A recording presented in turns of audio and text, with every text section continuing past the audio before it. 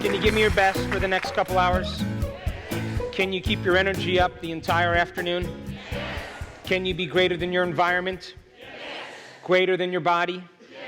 Greater than time? Because if you can, you'll truly change. So now I want you to make a deal with the person next to you that you're going to keep your energy up the entire afternoon. Make that deal with them.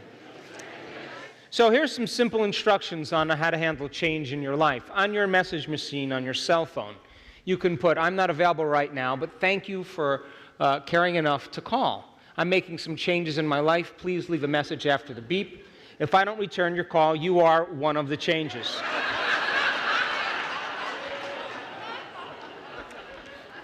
So, knowledge is the precursor to experience. The more knowledge you have, the more prepared you are for an experience. All of the information that we talked about today is a language to help you understand exactly the process of transformation and the process of creation. And so we packed a lot of content in the morning session, and I have a few more concepts to develop before we get into the practicum. Okay? So, we all have had experiences in our life that have branded us emotionally. And when we're children, we have events that occur. We can't quite figure out why they occur. And with children, most of our attention when we're children is in our inner world, on how we feel. And so when we have events that take place in our life, they alter us emotionally, and we begin to pay attention to what caused it outside of us. And if we have caregivers and people that take care of us who are acting in conflicting ways, it changes us biologically. And because we don't really have any analytical facilities to process what happens, it just kind of encodes into our subconscious system. You with me? So then we have these events that occur in our life, and we have these feelings, and what we do is we spend a lot of our life putting all of our attention on our outer world. We start to develop relationships with friends, we move to different places, we go to college, we go to high school, we buy things, we get married, we get divorced, we get married again, you buy more things, all of that stuff happens. And what occurs is that we spend a lot of our time creating an identity by identifying with things in our external world. You get the idea? And the external world is made up of people you know and things that you own and places that you've lived and places you're going to go and experiences that you've had. And so when you meet someone for the first time, you shake their hand and you say, what's your name?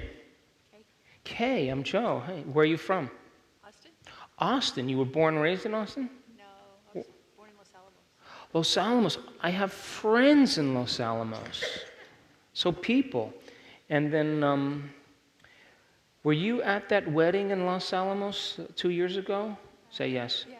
Oh, you were at the wedding. I was at that wedding too. And you own those things? I do. I own those things too. Really? Yeah. And you've had those experiences? I've had those experiences also. So if we share the same experiences, we share the same emotions and feelings. And if we share the same emotions and feelings, we share the same energy, because emotions are energy in motion.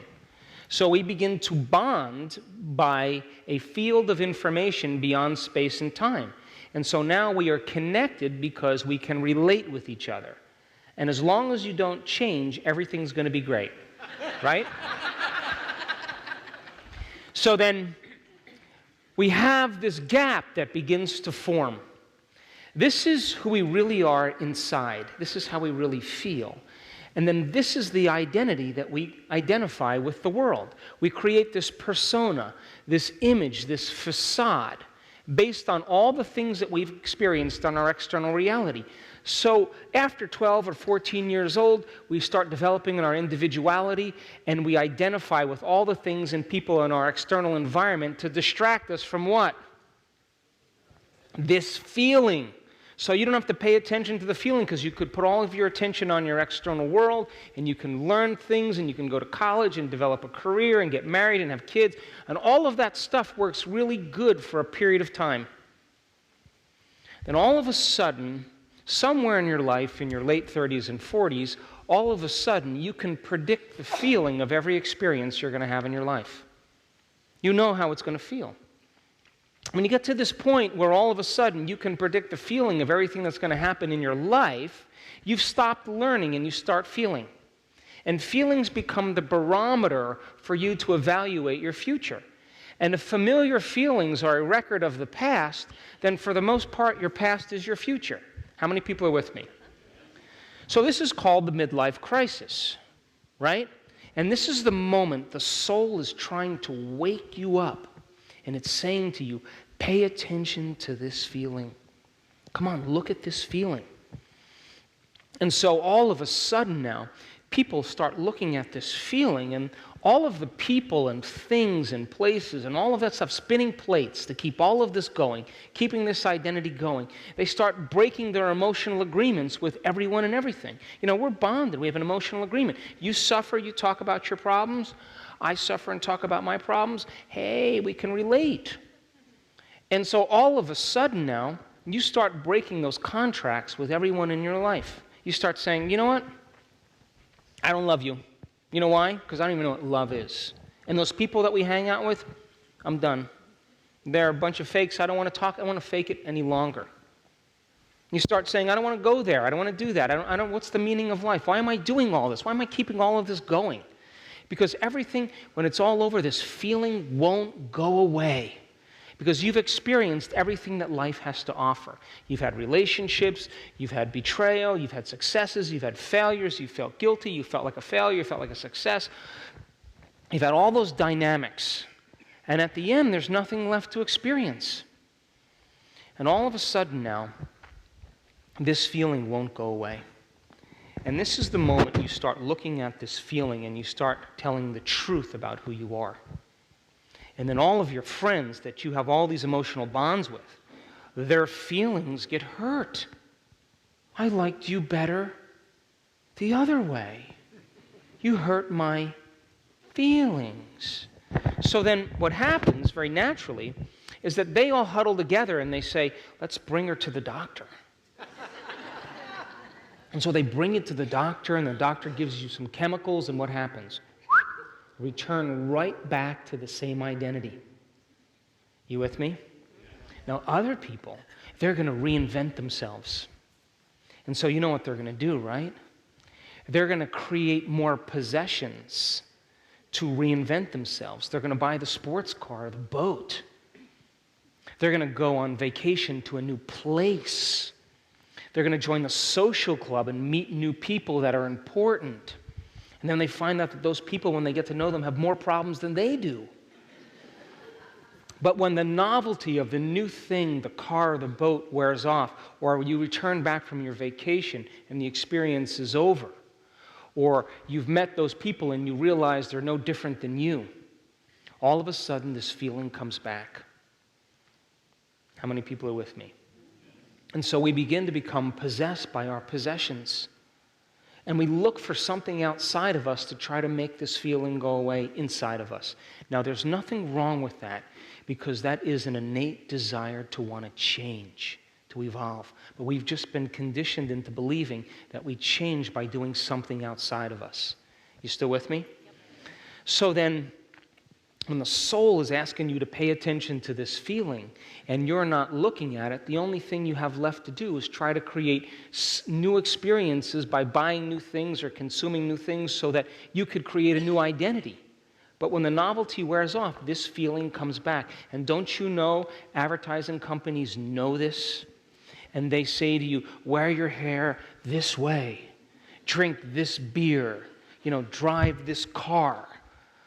Take this drug, and you'll look like this person, and you begin to identify with all of those things to try to make this feeling go away. You still with me? And so what most people do is they wait for crisis or trauma or loss or disease when they're finally no longer trying to keep this all going. They take their attention off that reality, and it begins to crumble. And everybody thinks they're losing their mind. And they are.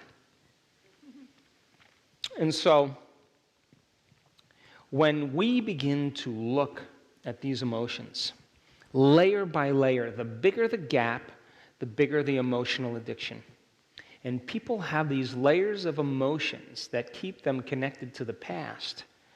And as long as they're keeping their attention on their external reality, they no longer have to pay attention to how they feel inside of them. This is what they're hiding. They don't want anybody to know there's emptiness or there's sadness or there's pain in there.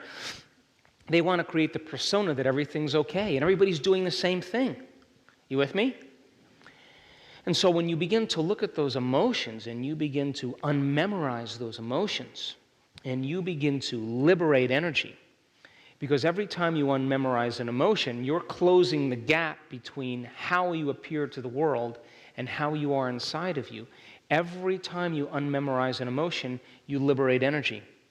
And that is available energy for you to create a new destiny with. Now, you with me? But a lot of people, when they get past the sports car and they get past the new wardrobe and they get past the affairs and all of that stuff, and that feeling isn't going away, there's a whole nother level. And that's called addictions. So now the person starts to take drugs, or they start to gamble, or they start to shop too much, or they overeat, or they undereat, or what else do they do? Video game, pornography, drink, all of that stuff. And it is because they are innately trying to make this feeling go away as quickly as possible. You with me? And so the moment they take the drug, the moment they drink, the moment they shop too much or whatever, all of a sudden the feeling goes away. And they begin to correlate that change in their feeling with that thing. They begin to attach to that thing outside of them, and now they become dependent on it. You with me? Because in a matter of seconds, the moment they feel differently inside of them, they'll pay attention to what caused it. But if they're shopping a lot, or they're gambling a lot, or they're video gaming a lot, there's a huge release in the pleasure centers of the brain of dopamine and norepinephrine. And that release of those pleasure chemicals begins to desensitize the receptor sites in the brain. So the next time they shop, if they spent $5,000, now they have to spend $7,000 to make the feeling go away, because the receptor sites keep recalibrating to a higher and higher level and beginning to broaden the gap more and more. So it always takes a little bit more the next time. How many people are with me? Sounds like an addiction to me, doesn't it? So then, if you're gambling and you're spending $10,000 and you don't get the rush, you got to spend $15,000, because that's what it takes to stimulate those pleasure centers. And the pleasure centers begin to become hijacked to a higher and higher level. So you keep got to use more to make the feeling go away. How many people are with me? And so then, in the absence of that stimulation, we can't find pleasure from anything. Because now the body is reprogrammed to search for something outside of it to make it feel better. Now that is an innate desire to want to change, but we've just been conditioned into believing that it has to happen outside of us. How many people are with me? Now think about this. All the things you own and all the people you know and all the places you've lived and all the experiences you've had is defining this identity right here, and this is how you really feel inside of you. At the end of your life, when all of this goes away, what are you left with? This feeling right here. And you could be the smartest person, the most successful person, the most beautiful person, the most wealthy person, the most popular person, but if you haven't looked at this emotion, you haven't evolved in one lifetime. How many people are with me? Turn to the person next to you and explain. Every single thing in your external environment, every person you know, everything that you own, every place that you sleep or you work or you eat, everything in your external environment you have an energetic connection to. Why? Because every person, thing, place in your external environment, you keep recreating the same experience, which means it produces the same emotion. And emotion is energy, so you begin to bond to everyone and everything in your life. How many people understand? So then if you're living by the same emotion every single day, your energy is the same every single day. Would you agree? And as long as your energy is the same every single day, you're bound to your present, past reality in a field of information beyond space and time. You with me? Poke the person next to you. Come on. So here's an oxygen atom, and I'll do it better. Here's an oxygen atom, and here's the field of energy around it. Here's another oxygen atom. Here's a field of energy around it. They're sharing information. They're bound in the quantum field beyond space and time. How many people understand that? So people say they're sharing electrons, but what they're really sharing is information and energy. That's what forms a molecule. You got it? So then, let's just take that out and just do this. Or better yet, let's do this. So then, if you're a victim and this person is a victim, then you're sharing information because you're sharing energy. How many people understand? So then here you are in your life now.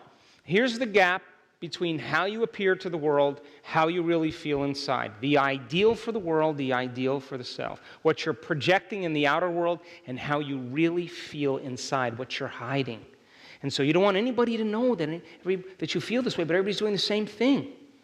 So, you talk about the things you own and the place you live and your problems and all that stuff because you don't want anybody to know about this. And everybody's doing the same thing. And so as long as you're living by these emotions, layer by layer, the bigger the gap, the bigger the addiction. You understand?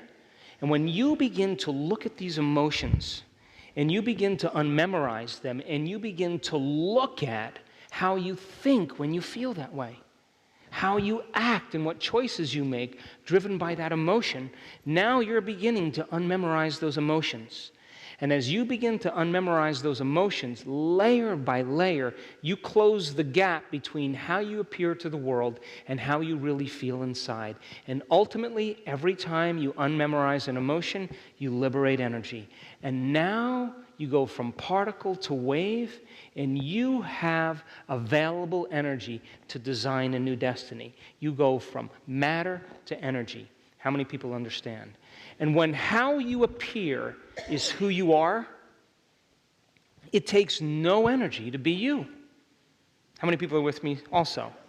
And as you begin to unmemorize those emotions, you're removing the veils and the masks that block the flow of the divine in you. And it can begin to leak out and sneak out and move through you, move in you, and move all around you. And its nature becomes your nature. Its mind becomes your mind. Its will becomes your will. So then, here's how you appear to the world, and here's how you really feel inside. And until we start looking at these emotions, looking within and unmemorizing them, we'll keep using everything in our external environment to re-identify, to create a new identity. You'll buy the thing, you'll meet the new people, you'll go to the new places, but when the novelty wears off, this feeling keeps coming back. You with me? And if not, that doesn't make it go away, then you start relying on substances or shopping or gambling or video gaming or overeating or undereating to try to make this feeling go away. And the moment you correlate that thing that you're doing with the absence of this feeling or making this feeling go away, you begin to become dependent on that thing. But if the rush of chemistry, the shopping or the drug or the gambling or whatever produces a rush of pleasure chemicals in the brain, you keep reprogramming or recalibrating the pleasure centers to a higher level, so you need a little bit more the next time and a little bit more the next time. And it sounds like an addiction to me, doesn't it? So we could say behind every single addiction, substance addiction, there's an emotional addiction. And people are doing their best to try to make it go away. And there's nothing wrong with that. It's just that we've been hypnotized into believing that change happens outside of us instead of inside of us. How many people are with me? So then if you're then unmemorizing these emotions, layer by layer, you are overcoming your emotional self, then you are freeing your body from the chains of the past, aren't you? And every time you unmemorize one of those survival emotions, you're going from particle to wave, matter to energy, and you're liberating energy, and now you have available energy to begin to command the new future. How many people are with me? Now remember this.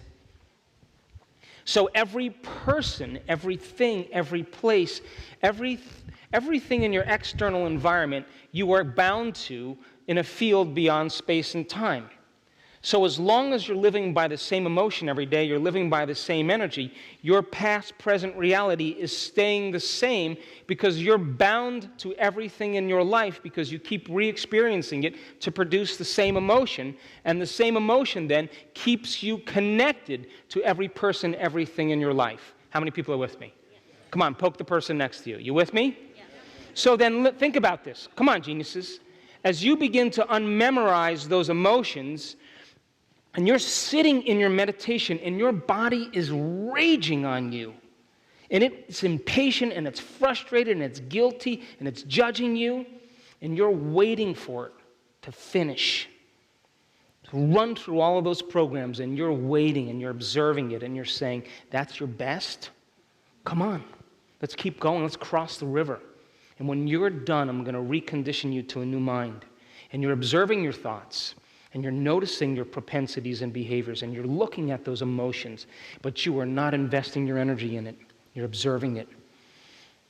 And as you begin to overcome yourself and liberate yourself energetically from that emotion, don't you know that you are breaking the bonds to everyone and everything in your known life?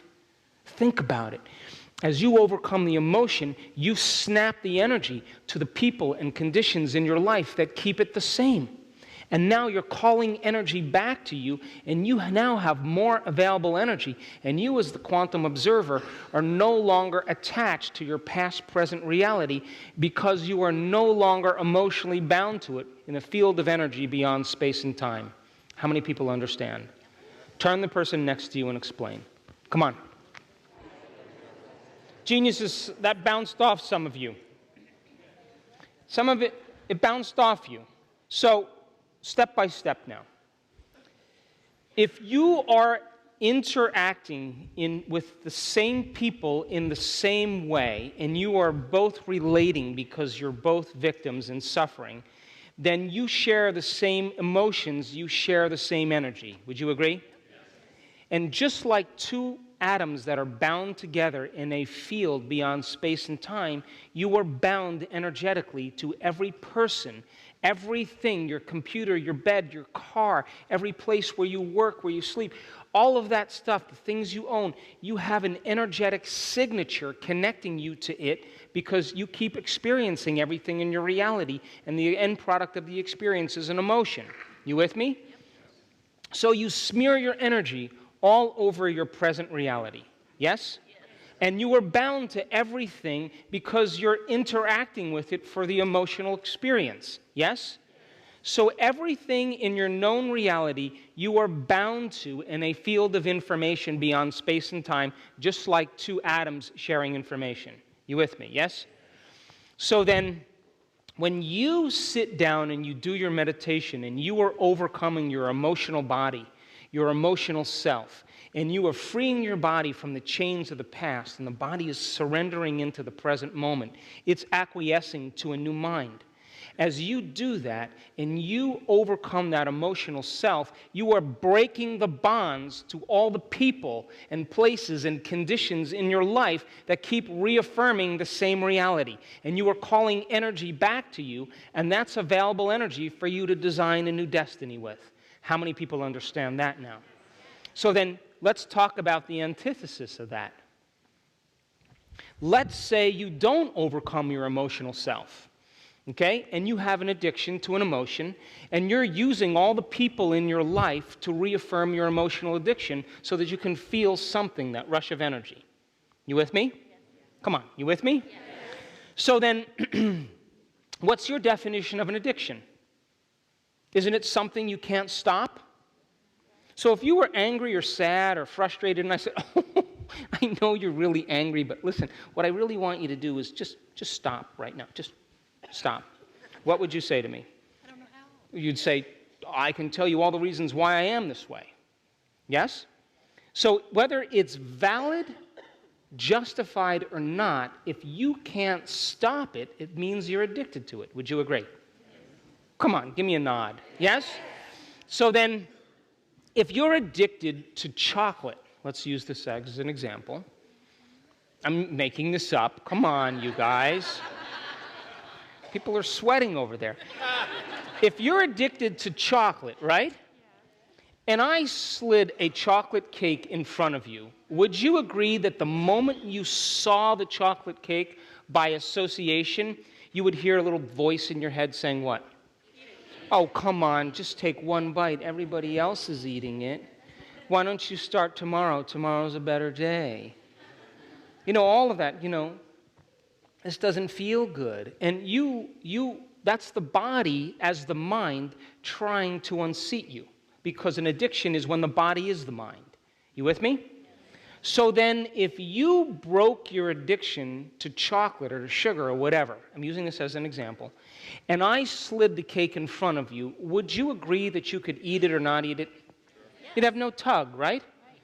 But when you are addicted to it, the moment you see it by association, your body physiologically, chemically, subconsciously, automatically returns to the old state. You listening? So Pavlov takes a volunteer dog and straps him to a table, right? And then he feeds him a delicious meal and rings him a bell. Rings a bell, right? And if he keeps doing that enough times, he could ring the bell and the dog will what? Automatically, subconsciously, the moment it hears the bell, uses its senses, the body physiologically returns into a state of being. Would you agree? So then if you're addicted to an emotion and you haven't overcome your emotional self, don't you know that the moment you return back into your life and you see the person that you used to reaffirm your addiction, the moment you see them or hear them, your body is going to automatically, physiologically, chemically return back to the old self without the conscious mind being involved. And that's why it's so hard to change. How many people understand? Break your addiction to that emotion and unmemorize it, then you are no longer bound to your same present reality. When you break those bonds to everyone and everything in your life, you are opening up those particles to move back into waves of possibility, and your life will begin to seem disorderly. Because now it's time to command matter and observe a new future and cause them to collapse into new patterns of information. How many people understand that? So then, you break your addiction to that emotion and you walk back into your life and you could face your greatest enemy, your biggest adversary, and you will not return back to the old self because you overcame yourself at the beginning of your day. How many people understand? And now you no longer knee-jerk in the same way because that emotion no longer is keeping you physiologically, unconsciously returning back to the same self. How many people understand that? And I can tell you from observing this over and over again in the students in our advancing group, they love their enemies now. Why? Because they see themselves in them, who they used to be. And they totally understand them, but they're on into a future. They don't even take it personally any longer because they broke the energetic bond. How many people understand? And that's called freedom. Turn to the person next to you and explain. So then, how many people here understand that when you overcome those survival emotions of anger and aggression and hostility and judgment and fear and anxiety and suffering and guilt and shame, you are liberating energy out of your body? How many people understand that? You're going from particle to wave, from matter to energy. How many people understand that? And how many people understand that when you liberate your body from the chains of the past, now you are creating more energy in your field to design a new destiny? How many people understand that? Now you can command matter because you have available energy. You're more energy and less matter. You got that, yes?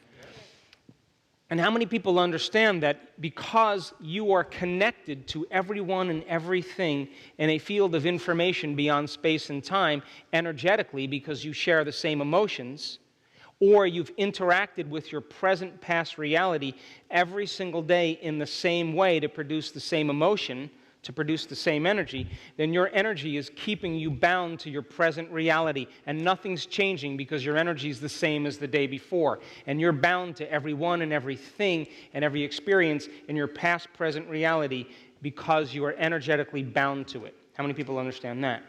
So then if you break free from that emotion, what does it take for two atoms that are bound together to form a molecule to separate? What does it take? It takes energy. Energy has to break the bonds. So as you begin to break the bond by changing your energy, you are breaking your bonds to everything, every person in your present reality, and you're causing your reality that's frozen into the same patterns of information called particles to turn back into possibility. How many people understand that? And now your life moves into a state of disorderliness, which is normal. And now it's the time to start creating, because now if you use that energy and you direct it, now you can use it with a clear intention as the handmaiden to begin to observe a new future. How many people understand that? And people are doing this around the world, and they're understanding then that the moment that the emotion no longer lives in them, they're no longer bound to their present reality. They're in the future. And they can walk back into their life, and they are not seduced emotionally by the problems and conditions in their life because they overcame themselves to no longer be bound by it. And they don't physiologically, autonomically, automatically, subconsciously, like Pavlov's dog, by association, return back to the old state of being because that emotion no longer exists in them because they're no longer addicted to it. How many people understand? And people then, all of a sudden, are free to create a new future. Why? Because they've overcome the emotion and they're no longer bound to the past. And the soul wakes up and it begins to give them ideas and insights about possibilities that they would have never considered before, because they can't consider it because they're connected to their past, present life. How many people understand? Turn the person next to you one more time and explain that again. Come on. So then, if you can understand that when you unmemorize emotions, that you are freeing your body from the chains of the past and you are breaking your emotional bonds to your past, present reality and liberating energy, you are creating enough energy to design a new future. Then you should be creating a new future every time you're unmemorizing the past. Wouldn't you agree? So the process of change then requires unlearning and relearning. You got to break the habit of the old self, but you better reinvent a new self. You better prune synaptic connections and sprout new ones. You better unmemorize emotions that's stored in the body and then recondition the body to a new mind or to a new emotion. You better stop signaling the same genes in the same way and re-signal new genes in new ways. Would you agree? Deprogram and reprogram. So most people, when they're in the process of change, they stop being their old selves, or they're trying to create a new self, but they're not going through the complete model. So then if you're going to make changes in your life, and you've all done this, have you ever noticed when you decided to make a change, you didn't want to see anybody? You didn't want to go anywhere and do anything? You wanted to kind of sit down and start thinking about what you no longer were going to do? And you begin to see yourself no longer making those same choices, what thoughts you're not going to let slip by your awareness that's saying, go ahead, you can start tomorrow, or, this is a good reason to be this way. And you start selecting those particular thoughts, behaviors, choices, and experiences that lead to the same emotions. And you say, I'm going to keep my energy up the entire day today. And I'm not going to go unconscious. And I'm going to make a decision, and my body's going to begin to respond to a new mind. But then after you do that, you start thinking about how you're going to be in your day, what choices you are going to make, what things you are going to do, how it's going to feel, and you begin to hold on to that vision, and you begin to inspire your body and give it a sampling of the future. That's the meditation that we do. It's that simple. Now, before we take a break, poke the person next to you, please. So let's talk about brain waves. You know, you have different brain waves that take place in your brain.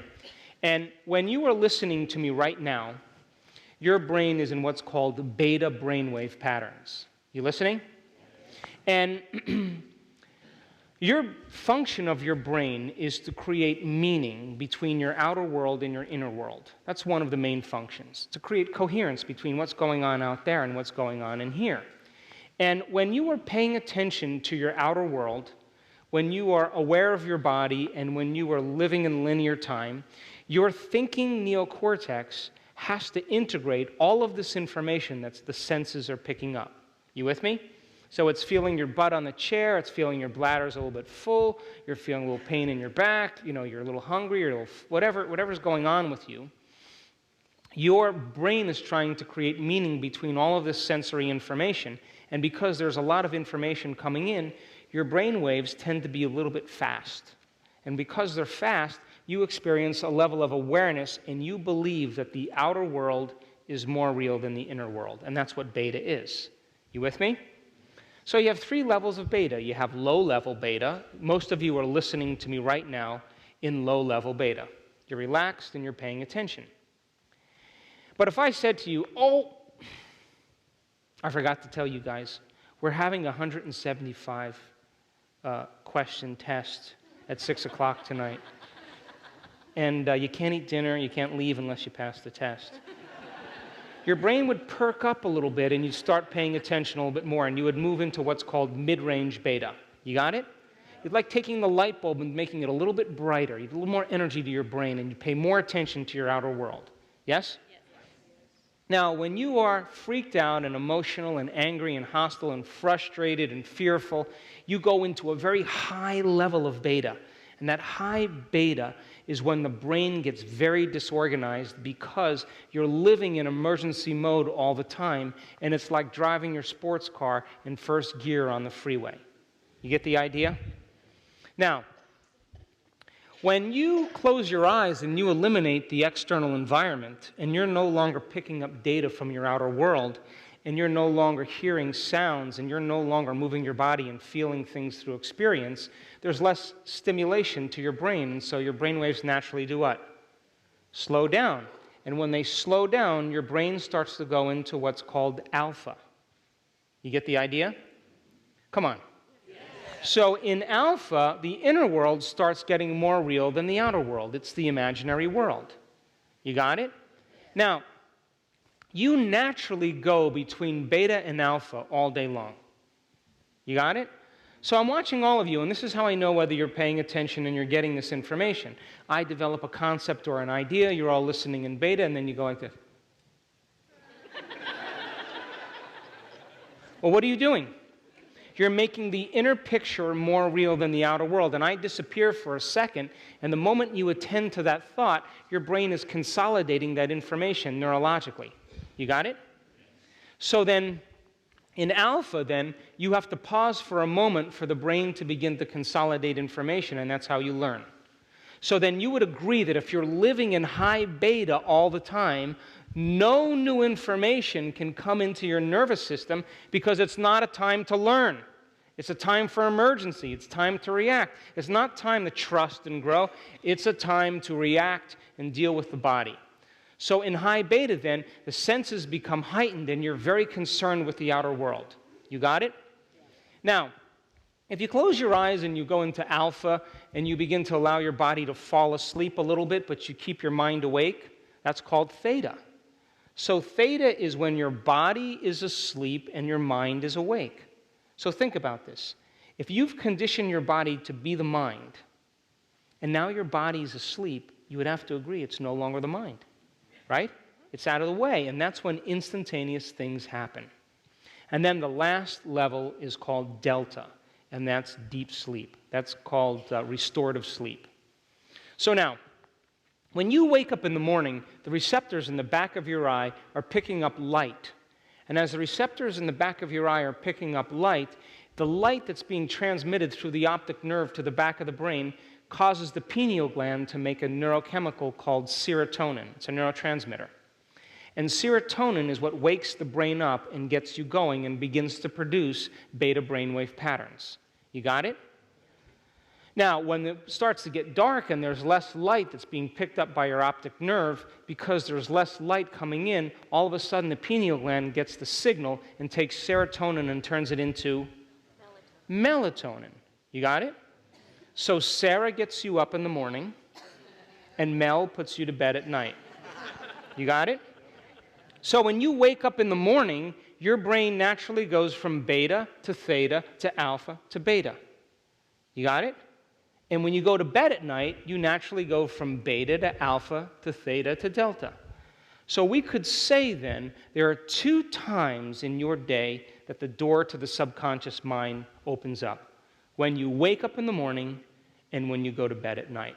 How many people understand that? Turn the person next to you and explain beta, alpha, theta, delta. Come on. So, there was research done in the 1960s by a Princeton researcher, and he was very interested to see if people could change their brainwave patterns. And so he hooked himself up to these sophisticated machines, biofeedback machines, and he had a screen there, a television screen, and he spent 12 days in a row trying to change his brainwaves from beta to alpha. And so he chanted, he did alternate nostril breathing, he did Jacobson progressive relaxation techniques, he did all of these different things to change his brainwaves, and guess what happened? Nothing. On the 13th day, his brain was still hooked up to the machine, and finally he said, forget it. You can't change your brainwaves. And the moment he surrendered, guess what happened? He went right into alpha. And all of a sudden, that began the research. Now, when you're living by the hormones of stress, the chemicals of stress do something very unusual to the brain. When you sustain a high level of emergency for an extended period of time, the chemicals cause the brain to begin to compartmentalize. In other words, when you're under stress, you become selfish. It's all about the self. Your brain all of a sudden gets very selfish. Different communities of neurons are no longer communicating with other communities. Neighborhoods are no longer joining and sharing information. The brain becomes very divided. It becomes compartmentalized. And in high beta then, for an extended period of time, if you were to look at the brainwave patterns on an electroencephalogram create very incoherent messages. Now, incoherence is like a group of drummers with no rhythm all playing at the same time. That's disorder. You understand that, yes? And that disintegrated message, because the brain is now firing asynchronously, sends a very disintegrated signal down the central nervous system, which sends a very, very disintegrated signal to your immune system, to your cardiovascular system, to your digestive system, and all of a sudden, your nervous system begins to cause other systems to move out of balance because your central nervous system controls and coordinates all other systems. How many people are with me? So the immune system says, I don't know how to make white blood cells because I can't get the signal. It's static. It's like a radio dial that's got static on it. Your digestive system can't get the timing down between the acids in the stomach and the acids in the small intestine, and all of a sudden, it moves out of balance. And the cardiovascular system is thinking that there's a predator around the corner all the time, so it's always in that emergency state. And it starts moving out of balance. How many people are with me? So living in high emergency for an extended period of time causes a very, very incoherent message in the brain. And incoherence looks like this. See, everything's out of order. Now, that incoherent signal you can actually see on a functional brain scan, on an electroencephalograph, and people, of course, that are living in an incoherent state begin to become incoherent. When your brain functions incoherently, you function incoherently. When your brain functions out of balance, you function out of balance. And because the hormones of stress cause us to become very narrow-focused, very object-focused. We're focusing on the particle instead of on the wave, and we're defining realities by our senses, then for the most part, then the more you begin to focus on your problems, the more you drive your brain further into that high beta state and more incoherent. You with me? And then if you start analyzing your problems within the survival emotions, you drive your brain further where? Into beta, and more away from the operating system where true change takes place. So when they started doing the research, what they found is that when you begin to open your focus, and you begin to become aware of the space around you in space, and you can sense the space that your body is in space, as you begin to sense that space and you open your focus, guess what happens? All of a sudden, you very naturally move into alpha because you're not thinking, you're analyzing, you're sensing. And brain waves begin to slow down. But not only do they slow down, but they slow down and get highly synchronized. They get very orderly. They begin to, all of a sudden, different compartments of the brain start to communicate with each other. And all of a sudden, as they start to communicate with each other, what syncs together links together. And all of a sudden, you start feeling more like yourself than you had in a long time because you're no longer functioning as a person with a multiple personality disorder all at once. The brain gets highly organized, and that organized signal, that coherent signal, sends a very organized message to your immune system, to your cardiovascular system, and to your digestive system. And all of a sudden, the body comes back online. And so it would be like all of a sudden a group of drummers showed up and started hitting a beat. And while everybody was bouncing all over the place, drumming, all of a sudden that beat would get louder and everybody would start beating with the drummers. And the brain gets very organized in the same exact way. How many people understand? So then, most of the time, people who live in a state of coherence and their brain is in a state of balance, for the most part, they can begin to function in their world very, very effectively.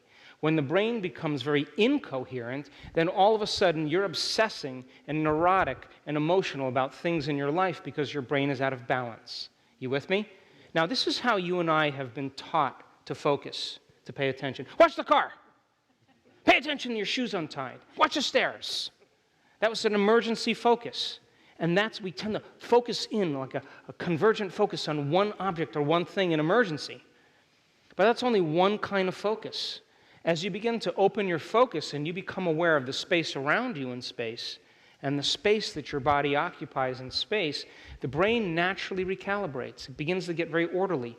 And I can tell you from experience, I have left my body many, many times. And every time I leave my body, I'm looking at it on the bed, and it is laughing, and it's saying, thank God he's out of the way. And I'm watching it laugh, because it's free from me. It's joyful. Like, oh, my God.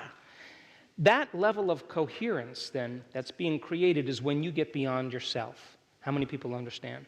Now, I studied the brains of people in our workshops over and over again, and I now know that when you open your focus and you become pure consciousness, that's when the brain gets highly organized. If you are analyzing your life within the emotion that's coursing through your circulatory system, you are only driving the brain further into imbalance. How many people understand? Now, can we have the screen up for a second? And lower the lights, please.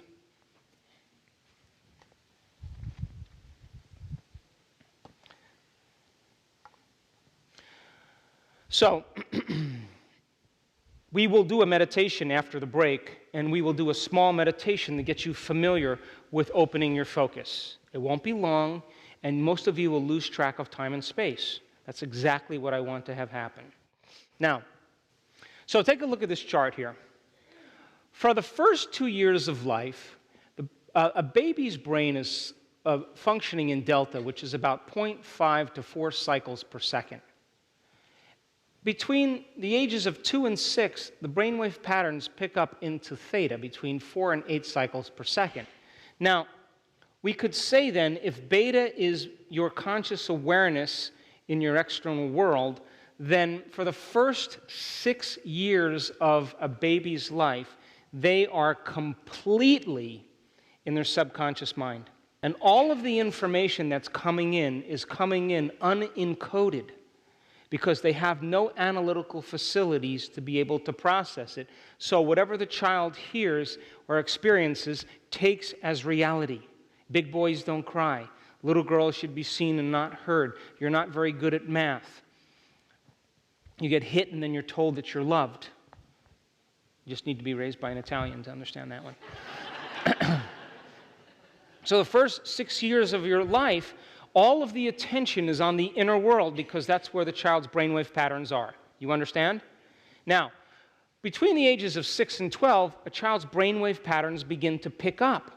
And the child now is beginning to develop some analytical facilities because it's beginning to learn the laws of the land.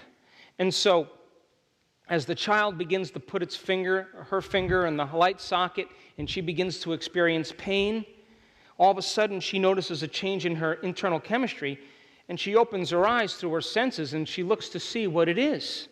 And as she continues to put her attention on her outer environment, her brain waves begin to change. How many people understand?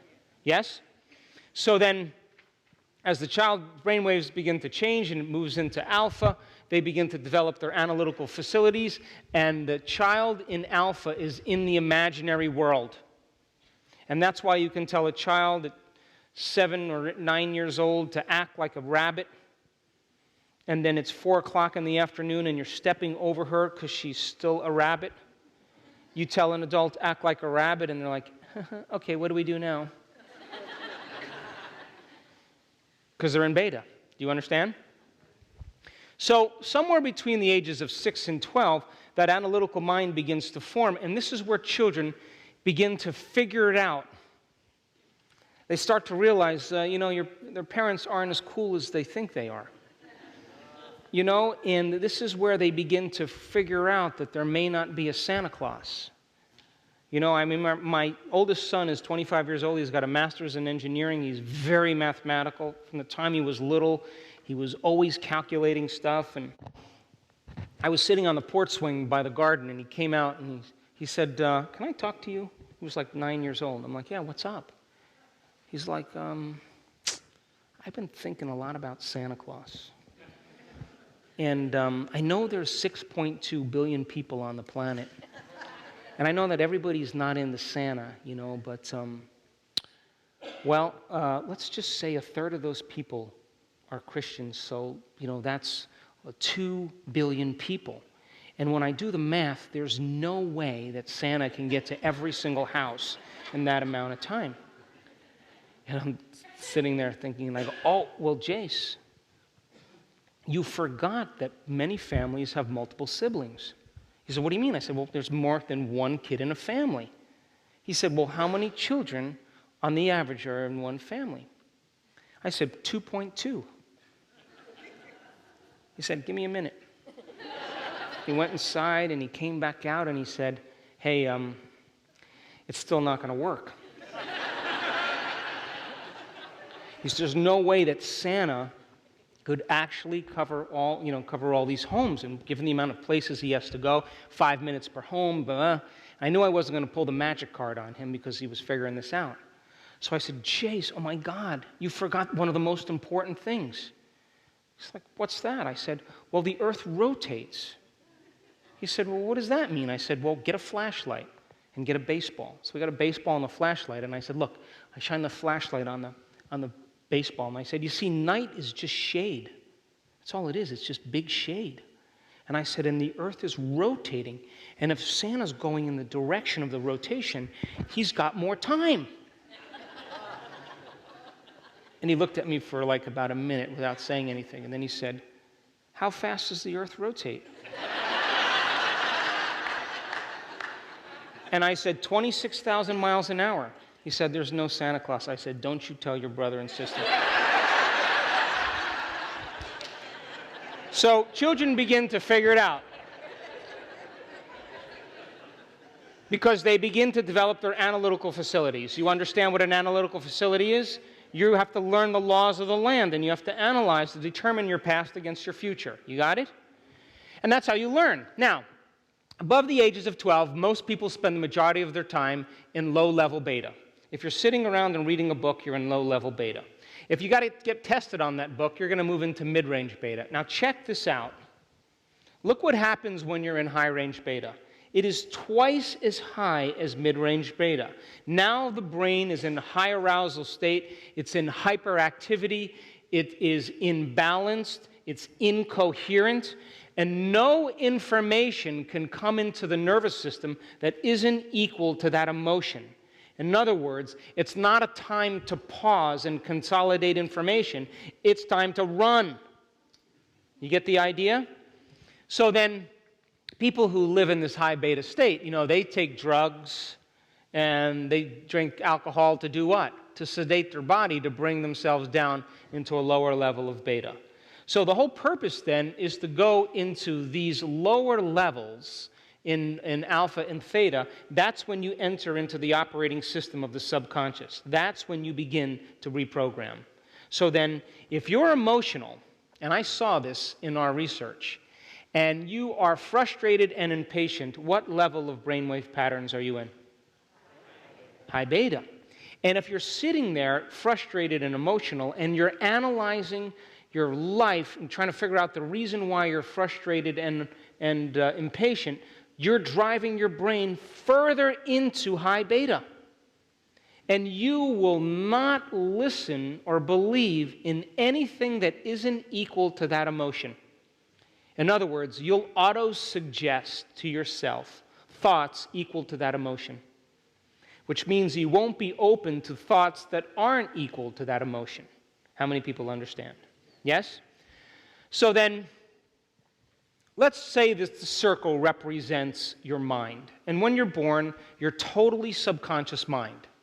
And you learn by these positive and negative identifications and associations that give rise to habits and behaviors. Now, a good example of a positive identification is when you're hungry as a child and you cry out and you get fed. You with me? You learn to associate crying out with being fed. So every time you're hungry, you cry out and you get fed. A good example of a negative association is you put your finger on the hot stove and you learn to associate the pain that you're experiencing in your inner environment with that white thing in the corner, and you learn to stay away from it. So these positive and negative identifications give rise to what we call habits and behaviors. You with me? And because the first 6 years of life, the brain is in theta and delta, for the most part, we're born in our subconscious mind. You got that, yes? Now, somewhere between the ages of 6 and 9, we begin to develop the analytical mind. Now, the analytical mind completely fuses off at around 9 years old or 10 years old, and it creates a filter between the conscious mind and the subconscious mind. Now, your conscious mind is 5% of your total mind, and it's made up of things like logic and reasoning, which gives rise to your creative abilities, your will, your faith. But your subconscious mind is made up of all these positive and negative identifications. It's 95% of who you are. We've been saying that all along. That gives rise to these habits and behaviors. You with me? Now, the analytical mind is always working. Most people are always evaluating good from bad, right from wrong, positive from negative, past from future, male from female, and it is an extension of the ego. You with me? Come on, you with me? Yes. So then, your ego then, when it's in check, does something very important and very valuable. It takes care of the body. So if you're hiking along a cliff and it's a 1,000-foot drop, your ego will say, step back away from the cliff. If you're at a bonfire and there's sparks coming off the fire and the wind is blowing a certain direction, your ego will naturally move you out of the way. It takes care of the body. You got it? If you're walking down the street and the cars are coming towards you and it's wet and slippery, you'll cross the street. That's your ego telling you to take care of your body. So when your ego is in check, what it does very well is it protects the body for the greater good. But when it's driven by the hormones of stress, all of a sudden the ego gets way out of balance, and all of a sudden the hormones begin to endorse the ego, and it becomes overly analytical. And when it gets overly analytical, that's when it goes into high beta. How many people understand? And now we're analyzing our life, and the more we analyze our life, the more we move the brain out of balance and more away from the operating system. You get the idea? So what's the whole purpose of meditation? The whole purpose of meditation is to get beyond the analytical mind and begin to change these negative programs into more positive ones. So then as you begin to move beyond your analytical mind, if you're analyzing pretty much in your meditation, you're doing what you're normally doing with your eyes open. Only you're doing them with your eyes closed. You understand? And if you're frustrated and impatient, and it's driving you into that state, more than likely you're in high beta, and you haven't entered into the operating system where alpha and theta and true change takes place. You with me? So then we move from beta to what? And alpha to, and from theta to. And so we could say then that beta and alpha represent the conscious mind, and alpha, theta, and delta represent the subconscious mind. Turn the person next to you and explain, and then we'll take a break. So then, would you agree then? Would you agree that if you are staying in emergency mode and your brain is in a state of incoherence, the more you analyze your life, the more you're creating incoherent patterns? I saw this when I watched people try to change in our workshops. And when they opened their focus and they got beyond their body, they got beyond their face, their hairstyle, their wardrobe, their gender, when they got beyond the things they owned in their life, their profession, when they got beyond the color of their skin, when they got beyond the place they live and got beyond the place they were sitting and got beyond time, is the moment they became pure consciousness, and the brain all of a sudden got very organized. It got very coherent, and all of a sudden I started to see this. And different compartments of the brain started to talk to each other. They started to unify. They started to work together, and the person started to feel more whole. So then, if you're functioning in a high level of beta then, don't you agree then you're believing the outer world is more real than the inner world? And if those hormones are addictive, do you think you're going to want to close your eyes? You think it's a time to close your eyes and create? Your body's believing there's a predator around the corner. And people won't want to close their eyes and go within because they're believing that out there is more real because the emotions are driving that. How many people understand? And this is why it's so difficult for people to believe in the inner world. Because if you watch the news and you watch the competitive sports and you watch all of that stuff, that soap operas or whatever people do, all of that is to convince you that that is all real. And if you're living in fear, you don't want to close your eyes and go within because you would be empowered then, wouldn't you? And you would be creating then, wouldn't you?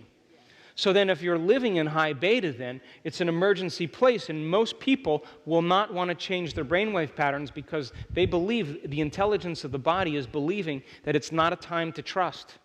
It's not a time to go within. It's not a time to create. If you close your eyes, something could happen to you because in antiquity, you wanted to be aware of your environment. How many people understand?